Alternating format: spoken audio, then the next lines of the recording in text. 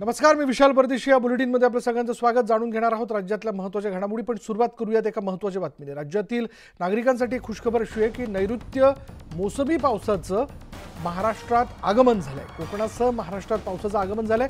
हवामान खात्याच्या केस होसाळीकरांनी याबद्दलची माहिती देऊ केलेली आहे. कोकणातील रत्नागिरी, सोलापूर ते पुढे मेडक, भद्राचलम, विजयनगरम आणि त्यानंतरच्या बंगालच्या खाडीपासून इस्लामपूरपर्यंत पावसाचा प्रवास असेल. बोलूयात आमचे प्रतिनिधी विशाल रेवडेकर यांच्याशी. विशाल, काय तपशील याबद्दल?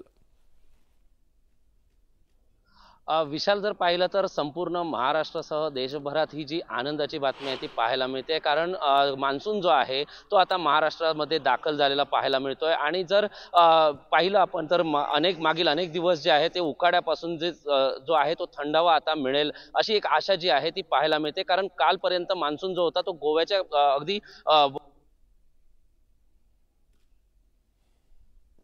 वैद्यशाळेची जर मतं बघितली तर त्यामध्ये असं सांगितलं जातं की आता जो मान्सून आहे तो देखील तो महाराष्ट्रामध्ये दाखल झालेला आहे. आणि जर आपण पाहिलं तर सकाळपासूनच सिंधुदुर्ग असेल, रत्नागिरी असेल या किनारपट्टी भागांमध्ये मोठ्या प्रमाणात ज्या लाटांच्या लहरी आहेत त्या वाढलेल्या पाहायला मिळतात. त्यामुळे कुठेतरी जो थंडावा आहे तो आता वातावरणात जाणवायला लागलेला आहे. आज सकाळपासूनच सिंधुदुर्गमध्ये पावसाचे जे सरी आहेत त्या हलक्या सरी सुरू झालेल्या आहेत. वातावरणात बदल झालेला आहे. त्यामुळे वातावरणात कुठेतरी थंडावा जो आहे तो पाहायला मिळतोय. तर दुसरीकडे रत्नागिरी असेल, त्याचप्रमाणे रायगड असेल या किनारपट्टी भागांमध्ये देखील अशाच प्रकारच्या हलक्या सरी ज्या आहेत त्या पाहायला मिळतात. त्यामुळे विशाल, कुठेतरी आता जो हवेतील गारवा आहे तो वाढताना दिसतोय, एवढं मात्र निश्चित म्हणावं लागेल.